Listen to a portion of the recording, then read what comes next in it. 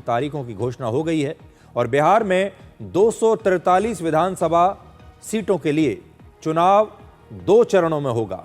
पहले चरण की वोटिंग 6 नवंबर को होगी, तब 121 सीटों पर वोटिंग की जाएगी और दूसरे चरण का जो मतदान है वो 11 नवंबर को होगा और तब 122 सीटों पर वोटिंग होगी।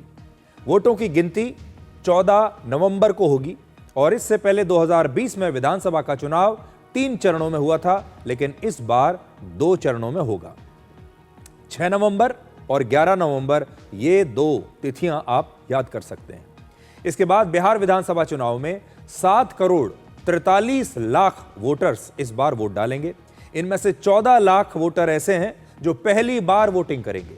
दिलचस्प बात यह है कि 14,000 मतदाता ऐसे भी हैं जिनकी उम्र 100 साल या उससे भी ज्यादा है। करीब 8,50,000 कर्मचारी इस बार चुनाव की ड्यूटी पर होंगे। पोलिंग बूथ पर भीड़ कम करने के लिए इस बार 90,712 पोलिंग बूथ बनाए गए हैं और हर बूथ पर औसतन 818 वोटर होंगे।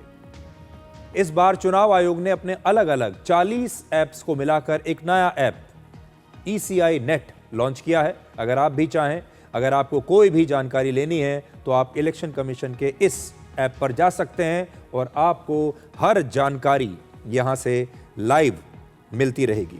इसलिए यह भी आप नोट कर लीजिए। और वोटर्स की मदद के लिए एक हेल्पलाइन नंबर भी जारी किया गया है, वो भी आप नोट कर लीजिए, जो खास तौर पर हमारे बिहार के दर्शक हैं।